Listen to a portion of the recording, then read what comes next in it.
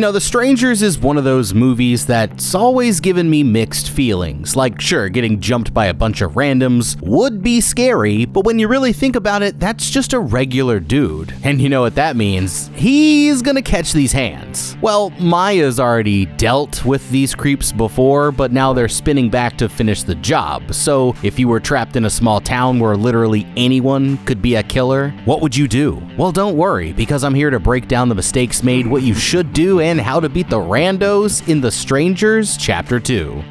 We open with our girl Maya walking up to the hospital. Y'all remember Maya, right? The girl who was on a road trip with her fiance Ryan when they hit some car troubles and got jumped by the strangers? Well, Ryan did not pull through. So that leaves Maya as the only survivor. But while she's explaining her story to the cops, the sheriff keeps acting hella shady, and it seems like he has something to hide. So the sheriff heads to the diner and word starts spreading around that Maya survived. But somewhere in the crowd, the strangers are listening, and they decide that it's time to run it back. Later that night, Maya wakes up from a terrifying nightmare to a message from her sister who says that they're sending a private ambulance to pick her up. But that's when she gets a call from an unknown number, and when she answers, she's horrified to hear one of the strangers on the other side. Just then, she hears a fight break out in the hallway, and that's when it hits her. The strangers are back. So Maya takes off her monitors and gets ready to dip.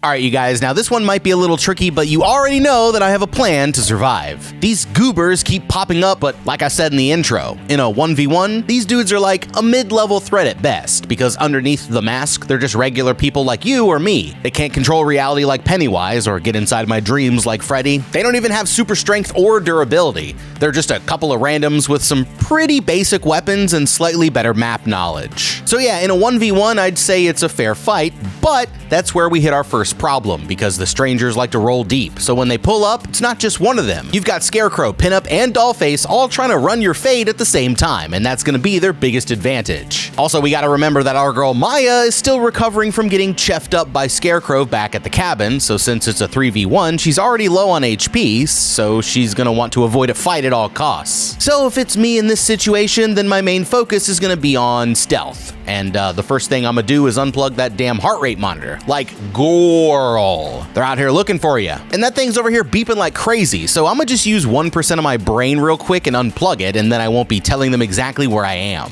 Next up, I'm putting my phone on silent and turning the brightness all the way down so there's no chance of a random call blowing up my spot. Now, I don't know why Maya's acting like she can't just call for help, but if I have service, then I'm gonna just call 12. I mean, even if the sheriff's in on it, the deputy obviously is not, so it's still worth a try. And if that doesn't work, then I'll just pull a Karen and call up the guy's manager by calling the state police instead. Then I can just push something heavy in front of the door and kick back in bed until the SWAT team shows up. Easy. Otherwise, I'll just pick up some kind of weapon from here in the room and then start sneaking out of here as quietly as I can. And on the way, I'm gonna be looking for any hospital workers who I can use as meat shields. Or if they're already dead, I'll check their bodies for any key cards or the keys to their car, you know, any useful stuff like that. And if I see one of the strangers, I'll just stay quiet until they pass by or throw something down the hall to lure them in another direction. Then all I gotta do is get to the parking lot or where they keep the ambulances, hop in a whip, and take off before they find me. And that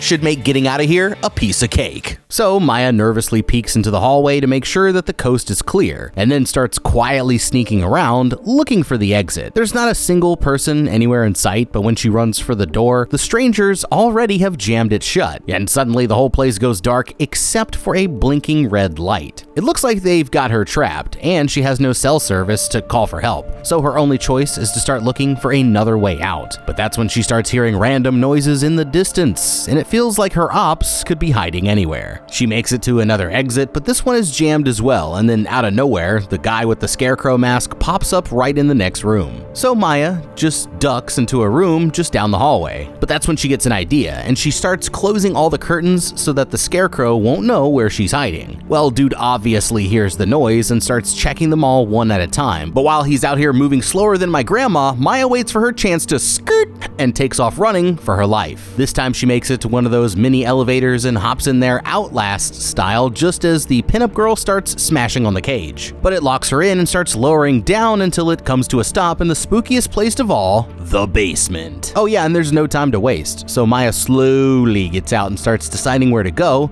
and when she finally makes up her mind, she just straight up forgets her phone on the damn elevator. Like, girl, are we serious right now? But she keeps following the exit signs until she reaches a long hallway, except that's when she hears footsteps coming from the other side. And she genuinely just stands there until Scarecrow pulls up and starts sprinting towards her at full speed. So her only choice is to duck into another room and take cover behind some barrels. But the dude knows that there is nowhere else for her to go, so he starts looking around while Maya tries to stay quiet. Well, the plan almost works until homegirl bumps a wrench with her knee, and old boy just stands there for a second like, huh, I wonder where that came from. Until suddenly, bam! He starts knocking all the barrels down right on top of her. But Maya grabs the hose and sprays him with a bunch of liquid nitrogen, and that stuns him long enough for her to bounce.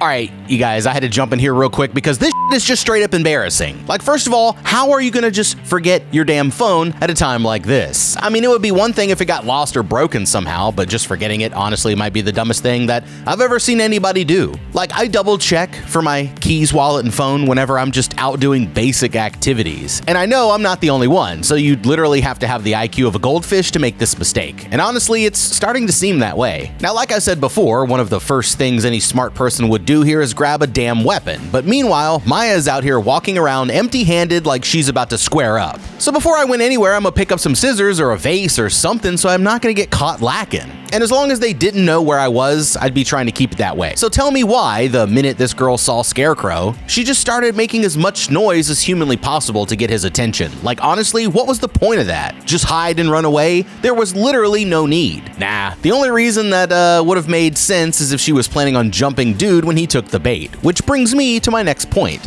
Because like I said before, the biggest advantage the strangers have is their numbers. So if you can take one down, that means fighting the other two is going to be much easier. Now, Scarecrow might seem pretty intimidating at first, but like, actually look at this dude. He's wearing boots and skinny jeans. The scariest thing about him is his fashion sense. And when you get past the axe and creepy mask, he's just a regular civilian. So if I had the chance to catch him while his back was turned, then I'ma just pop out and smoke him.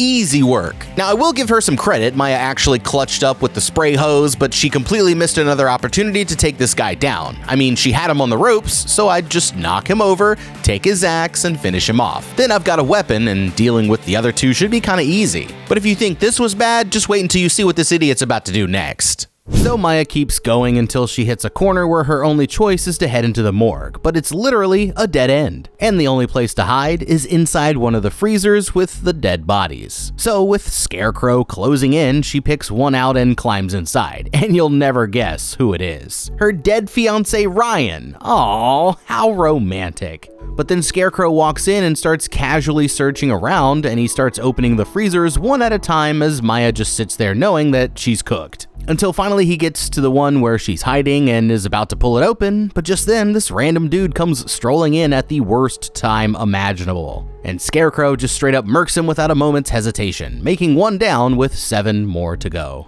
But now he's got to go hide the body, and this gives Maya her chance to escape. She's finally able to get outside and takes off running down the street, but this place is pretty much in the middle of nowhere, and Scarecrow knows that she ain't getting very far. Somewhere down the road, she finds a pickup truck in front of some old beat-up farmhouse and hops straight inside. But when she can't find the keys, she has to go looking for another whip. She dips across the horse pen and sneaks around behind the house, where she ends up finding a whole box full of keys. But as she's digging through them, a voice yells out, "Freeze!" And she turns around to see some old farmer lady posted up with a revolver. Terrified, Maya starts begging her to call the police, but strangely enough, the woman says that they are not gonna help. Only before she can explain why, old girl suddenly catches a freaking arrow straight to the chest. It's Pinup rolling up on them with a crossbow, and that makes 2 down with 6 more to go. Maya dives for the tool, but she completely wastes her only shot, and now Scarecrow's coming at her from the other side, so she drops the revolver and takes off running to find somewhere to hide.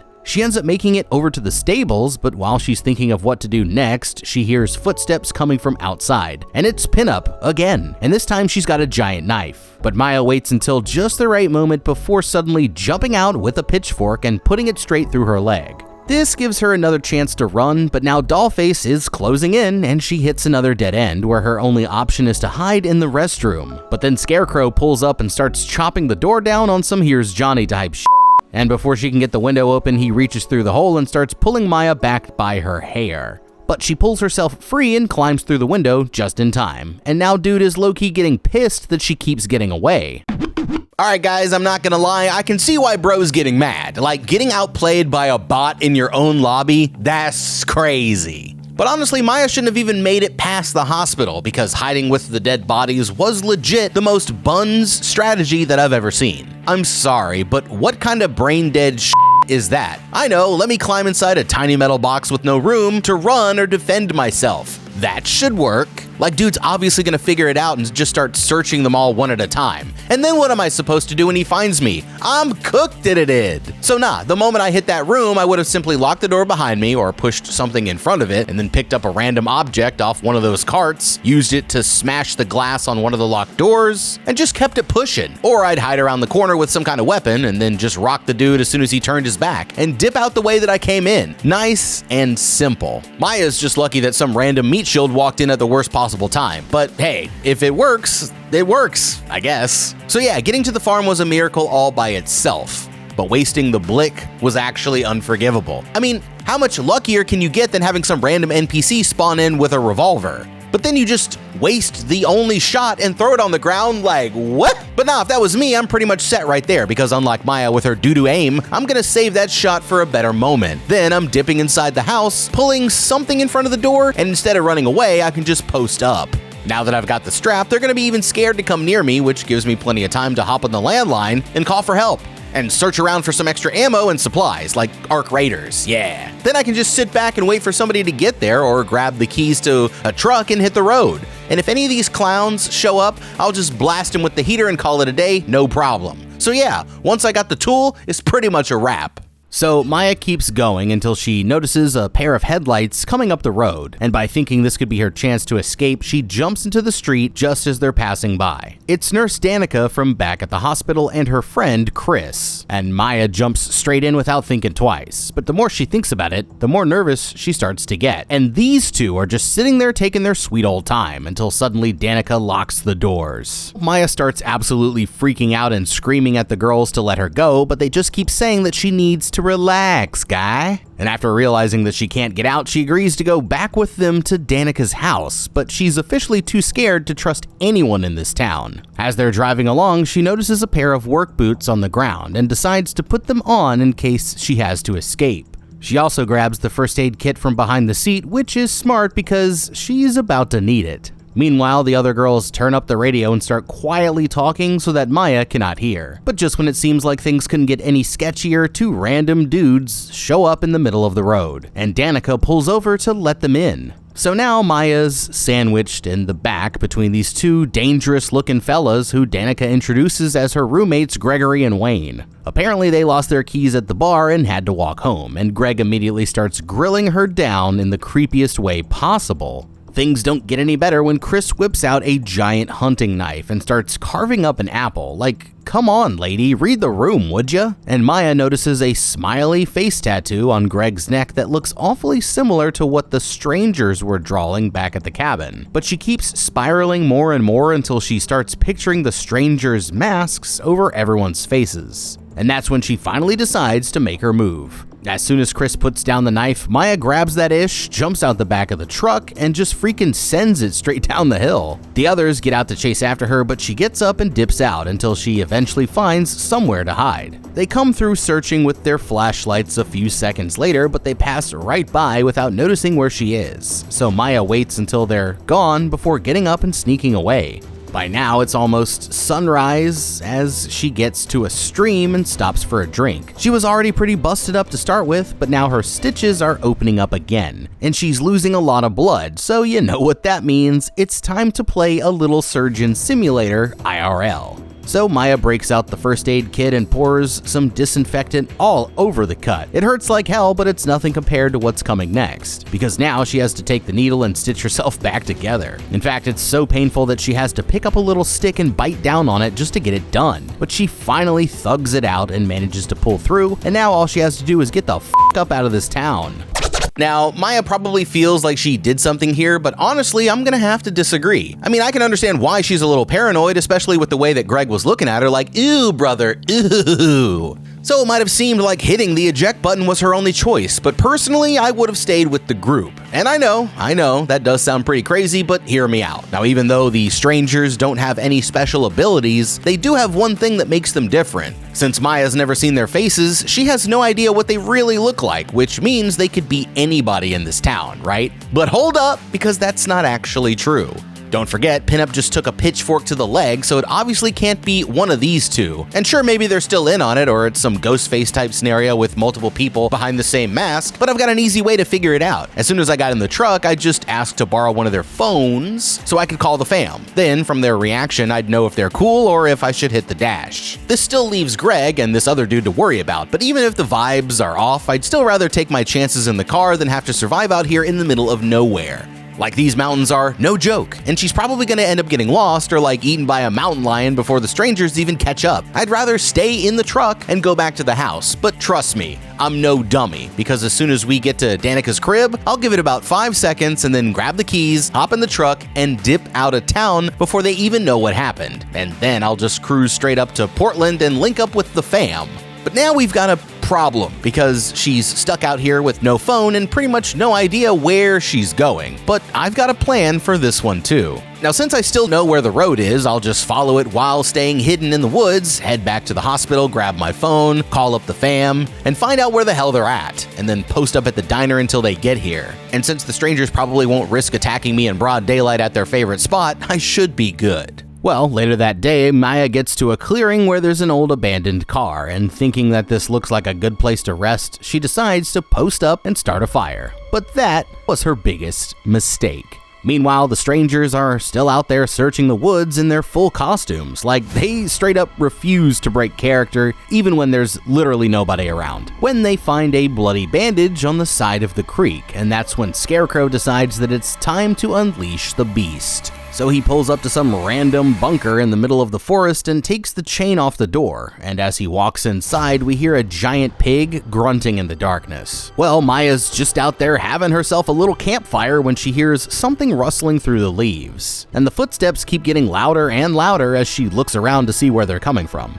Until, just as Piglet's about to pull up, she circles around a huge rock and jumps into the abandoned car. The pig crashes against the door until the window breaks. That's when everything goes quiet, and Maya listens as it starts circling around outside the car. Suddenly, it hits the door right next to her, but then it stops again, and Maya peeps the hunting knife on a log next to the fire. But as she's already getting ready to go for it, the pig starts crashing against the back seat until just as she gets out, it smashes through the trunk and starts chasing after her. She really doesn't make it that far before Piglet catches up and starts absolutely wrecking her with his tusks. I mean, she's just over here getting tossed around like a chew toy with literally no way to fight back, until finally she decides to try playing dead instead. All she can do is stay still as Porky gets down and sniffs right next to her face. Then it just stands right on top of her while she lays there getting crushed. But the plan works, and it eventually decides to move on. So with Pumbaa distracted, Maya goes back to crawling for the hunting knife, but the second she moves, it just comes charging back over and starts rocking her even worse than before. The pig flips her over and chomps down on her leg, but Maya grabs a flaming branch and starts fending it off caveman style. So while it's shaking off the flames, she grabs the knife and holds it straight up just as Piglet comes charging towards her at full speed. And it's a critical hit, but the pig still isn't done, and for a second the thing almost gets back up, but Maya lets her instincts take over and just keeps poking him until he's finally dead. And that makes one pig down with no more to go. Alright, you guys, now I'm not gonna lie, this demon piggy was way scarier than the actual strangers. Like some goober in a mask, I can handle that. But a wild boar, what the hell am I supposed to do against that? I mean, I looked it up, you guys, and yeah, this ain't exactly Babe we're talking about here. Apparently, these things can weigh in over 500 pounds easy. And their skin is so thick that they can tank small bullets? That's not even fair. So basically, I'm gonna need a freaking bazooka to take one down. And they can still run at like 30 miles per hour too, so you ain't outrunning them either. And once they catch up, they're just gonna absolutely work you with their giant tusks. So yeah, in a 1v1, I'm pretty much cooked. Extra crispy. Or at least, that's what I thought. But then I remembered this thing is a wild animal, so even though it could wreck me in a fair fight, I have a special ability up my sleeve. Strategy. Yeah. So here's what I would do. Now right off that bat, old head Maya struck again when she decided to light a fire. But this was incredibly dumb for two reasons. One, you're standing still, and two, they're gonna notice that joint from miles away. So yeah, I would just keep it pushing and not do anything to draw attention to myself until I knew I was safe. And then I wouldn't be in this situation in the first place. But alright, let's say I was dumb enough to actually start a fire. Well, even then, I'm still not gonna let the knife out of my sight. Like, that's my only weapon to defend myself if these freaks show up. So best believe I'm gonna be holding onto that thing at all times. Gotta keep my head on a swivel, so when I hear this thing coming my way, I'ma already be prepared. Now Maya keeps doing this thing where she hears someone coming and then waits like 3 to 5 business days before she starts running. But me, I won't have that problem. So the moment I sense Porky coming, I'll grab the knife and a flaming branch and then scoot over to these rocks where I can climb up high and use the tight spaces to trap it. Then fighting it off should be a lot more manageable, and hopefully I can survive the battle without getting stomped out. After slaying the pig, Maya picks herself up and gets back on the trail. But Pinup comes across the scene a few minutes later, and she knows that the girl could not have gone very far. Meanwhile, back in town, the deputy starts pressing the sheriff about the case, but there's still no sign of Maya, and he wants to call in some help from the feds. But the sheriff says that'll open up a whole investigation into everything they've ever done. And since the deputy there has a few dirty secrets of his own, he decides to just let it go. Now Maya's still out there hobbling around on her messed up leg when she comes to an all too familiar cabin. That's right, you guys, it's the cabin where her and Ryan got rolled by the strangers. And now it looks like we're back to the scene of the crime. As traumatizing as it is to be back, the place might have some supplies. So Maya heads inside. And yeah, her fiance's blood is still all over the freaking floor, and the sight of it gives her flashbacks to when she watched him get murked. But now the place is just quiet, and she heads into the kitchen to get some water. So after getting a drink and chowing down on some crackers, she grabs a big-ass knife and goes to look for some fresh clothes. Their bags are still in the restroom, and she takes a big ol' sniff of Ryan's hoodie before putting it on. But just when she's about to hit the road, she hears another person walk into the house. Maya waits for them to get close and then jumps out swinging the knife, but she almost shanks this random dude who she's never even seen before. The guy's just as surprised as she is, but he explains that he's with Internal Affairs, and he was sent out there to investigate the sheriff's department. And now that she trusts him, she follows the dude back out to his truck. But just when it looks like she's finally saved, old boy catches an arrow straight through the freaking dome, making 3 down with 5 more to go. Maya's all like, oh shit, and she looks up and sees the strangers closing in. So she jumps into the driver's seat and starts trying to dip out of there, but Pinup fires another arrow straight into the engine as she's driving away, and she doesn't even get that far before the truck completely breaks down. Her only choice is to pull up to some fancy cabin just down the road, but as she runs up to the door screaming for help, who else answers it but that dude Wayne from the night before, and Maya suddenly passes out before she can get away. Well, great rescue mission, detective. I mean, I guess they're just hiring anybody these days, huh? You know it's bad when you're only in town for 5 minutes and you get sniped with a frickin' crossbow. And as usual, our girl Maya basically just let it happen, so yeah, you already know what I'm about to say, cause both of these idiots done up. I mean, if these two weren't such morons, this whole movie could have been over right here. Like, right here, this very second. As soon as Maya realized this guy was a detective, all she had to do was say, hey, just so you know, there's 3 psychos in masks trying to smoke me right now. And he'd say, thanks for the heads up. Then he would pull out the strap, and then when the freak showed up, bam, he could just blast him. But nah, let's just not even say anything about the squad of maniacs that could pull up at any second, because why would Buddy need to know anything about that, right? Like, what? But to be completely fair, this dude probably should have been a bit more aware of his surroundings. They're sending you into this town where 3 killers are running around just murking people in broad daylight, so your awareness has to be on 1,000, my man. You can't just get snuck up on the minute you show up. And you know what the craziest part is? Even after all of that, she just ended up right back at Danica's house. So basically, we could have skipped all the jumping out of cars and fighting wild boars and stuff and just pulled up here last night. So yeah, I think it's safe to say that these two done f***ed up majorly.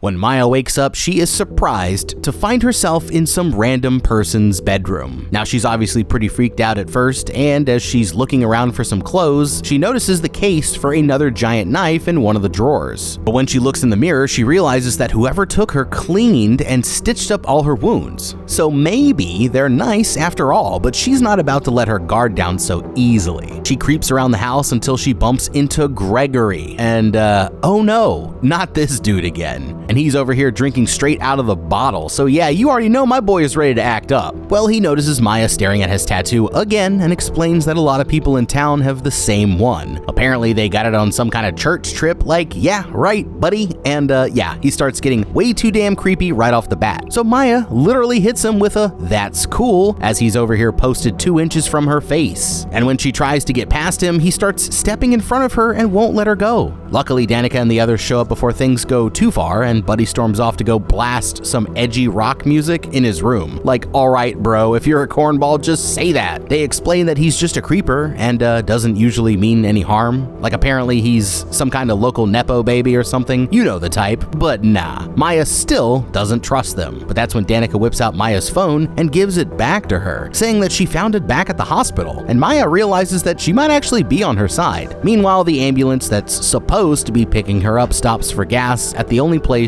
in town. It looks like you gotta pay inside, so an EMT goes walking around looking for the owner, but he's caught by surprise when the dude pops out from under a truck. He starts asking for directions towards the cabin, but when the guy finds out where he's going, he starts acting hella sus and refusing to answer the question. This guy is obviously not about to help, and it seems like he's low-key thinking about smacking dude up with the tire iron. So the EMT just lets it go and decides to get out of there before things get sketchy.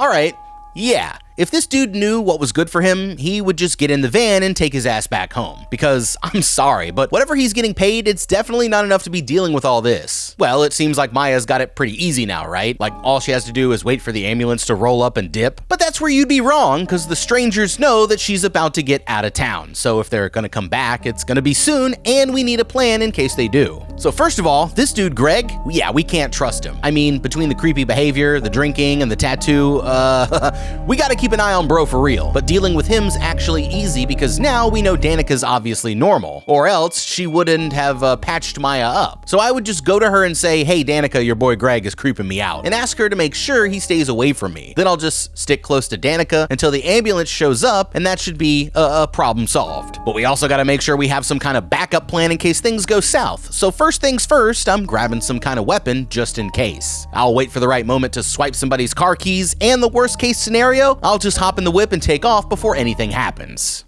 Back at the crib, Maya finally gets a chance to text her sister, who says the EMT should only be about 20 minutes away. It looks like she's finally gonna get out of this town, but that's when her old buddy Greg stops in to pay her for a visit. He comes busting in just casually holding up a huge knife and puts it back in the case that Maya found a bit earlier. But he just posts up and stares at her for a minute before deciding that now is a good time to ask what it felt like getting stabbed. Like, brother, chill. But Maya? She's done letting this dude freak her out, so she just grills him right back and tells him how the only thing she could think about was smoking the creep who did it. Now, Greg says Maya was lucky to survive, and out of all the times this has happened before, she's the only one who got away. She asks him how many people they've done this to, but it's so many that Greg can't even remember. And honestly, nobody even cares enough to keep count. They're just doing it for the love of the game. She still can't tell if this dude's just drunk or if he's actually one of them. But luckily, Danica starts looking for him,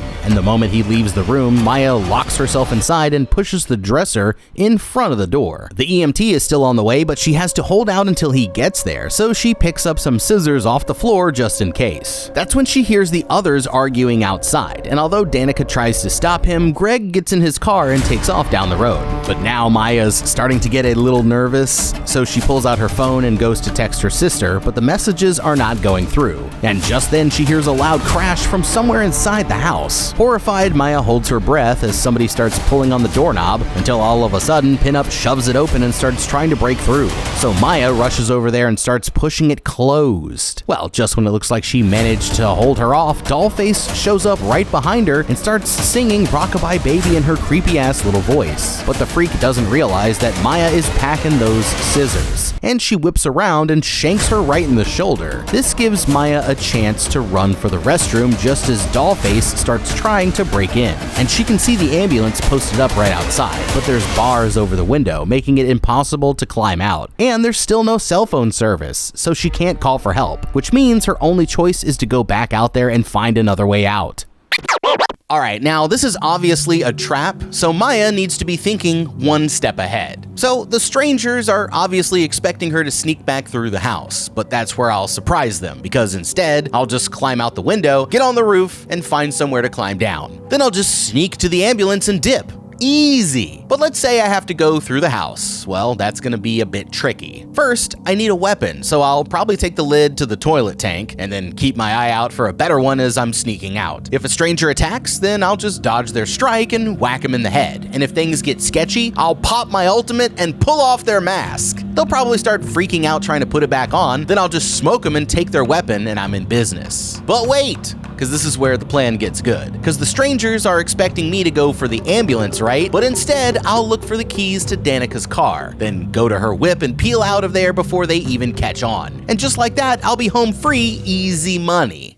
This time, Maya creeps through the other room and gets out to the hallway. But when she gets to the living room, she's horrified to see that Danica and Chris are both tied to some chairs with their throats cut. There's still no sign of the strangers, so Maya nervously heads for the front door. But she doesn't realize that Dollface is already out there waiting. She can see the ambulance right there on the edge of the driveway, but she trips right over Wayne's body as she starts running towards it, so I guess they weren't in on it after all. Terrified, she makes a break for the whip, but when she gets inside, Pinup is already behind the wheel, and it looks like the EMT is already toast. So that makes 7 down with just 1 more to go. The two of them start scrapping it out as Pinup lunges at Maya with a knife, but she catches her arm and knocks the blade out of her hands. The creep knocks her against the front seat, but this time it's Maya who gets the upper hand, and all of a sudden she pulls out the scissors and jams them straight into the psycho's head. It's a deadly hit, and Maya's finally locked in after catching her first body. But then out of nowhere, Scarecrow pulls up and starts smashing the window, so Maya hops in the driver's seat and starts speeding away. For once, it looks like she might actually make it, but then surprise! Pinup gets back up and wraps the seatbelt around her neck, and Maya struggles to stay on the side of the road as she's slowly being choked out. But that's when she realizes what she has to do, and putting on her own seatbelt, she hits the gas and frickin' launches it off some junk on the side of the road, and the whole ambulance flips over and slides to a stop. Maya gets out first, crawling through the shattered window, and as she stumbles to the other side, she notices Pinup lying there smoked on the ground. This time Buddy is not getting up, and now it's time to find out who is behind the mask. But as Maya slowly leans over to take it off, she hears a truck speeding down the road and has to dip out of there before she gets caught. It's the 2 other strangers, and boy are they surprised to find their homegirl splattered on the concrete. Scarecrow walks over all heartbroken and shit and takes off her mask, revealing that it was actually Shelly from back at the diner. But he still never even says a word as he sits there dramatically holding her body. Like, damn bruh. That's some real commitment to the bit. As it turns out, these two actually go way back. Like, this whole time, Pinup's been having flashbacks to when she was a little girl, and she bonded with little baby Scarecrow over their shared love for bullying other kids. But one day, another girl named Tamara pulled up and kissed her man right in front of her, and Shelly was not about to let that shit slide. So she, rocked the girl pretty good, if you catch my drift, and they even painted a little smiley face on the sidewalk. So yeah, that's where the whole Tamara thing comes from. Weird, right? But back in the present, Maya just watches from the shadows as Scarecrow sits there looking all sad and shit before disappearing back into the woods. So in the end, that makes 7 victims and 1 stranger down, with Maya still trapped in this never-ending nightmare. But I guess we'll have to wait for Strangers Chapter 3 to see how it all turns out. The Strangers Chapter 2. Interesting movie. Definitely a stopgap release, as I could tell by watching this that they're setting it up for the inevitable Strangers Chapter 3. I mean, come on, am I right or am I right? Now, I loved it. It did the OG Strangers back in the day because that joint was creepy AF, and Liv Tyler, she a fox. But let's get one thing straight, man. These Strangers movies, you know, they're just there. Just like the Strangers themselves. They just pop up out of nowhere. So yeah, good movie, Strangers Chapter 2, I don't know. What's good anymore? I don't know. What's good? What's bad? I don't know. All I can think about is Arc Raiders. So yeah, if you guys would have done anything differently on today's episode, you gotta let me know what it is down in the comments below. Thank you so much for watching. Leave a like and subscribe. Check out that How to Beat playlist for more videos just like this one. I'm Ben. We'll see you in the next video and have a damn good day.